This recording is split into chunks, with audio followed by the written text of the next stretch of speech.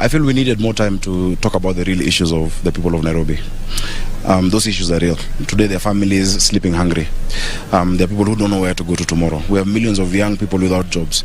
I wish we had more time to focus on that, apart from the side shows that are of course choreographed by those I'm running against. But all the same, I'm glad with the time we've had, we've been able to at least speak about certain policy proposals that we have for the city. Nairobi is for all of us. Politics is not an enmity. I believe in siasa safi. And let us also not be divided in terms of parties. Let's not be divided in terms of tribe.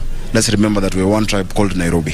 Thank you very much. Absolutely. And Sakaja, feels like a rematch should be coming up because that was a real debate.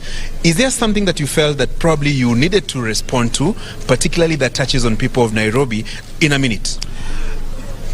At some point last year, I went to donate desks in Dagoretti, in a school called Gatina Primary.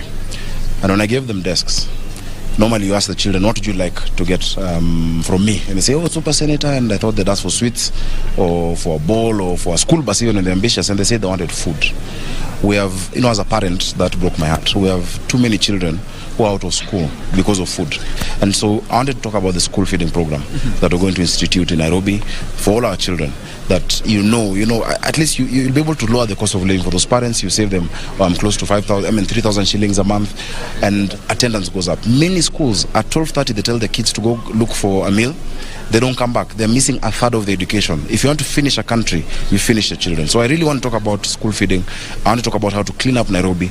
I want to talk about the recycling plant and waste to energy in Dandora, and just moving that away. Thank you very much, Sakaja. The person to ask for a rematch is Clifford Machoka. I think actually there's a rematch on the 9th of August, and that will be now a technical knockout at 9 a.m. The voters will decide the 22.1 million or 22.1 million in the country and the 2.4 million in Nairobi County. Thank you. We wish you the very best of luck. Thank you.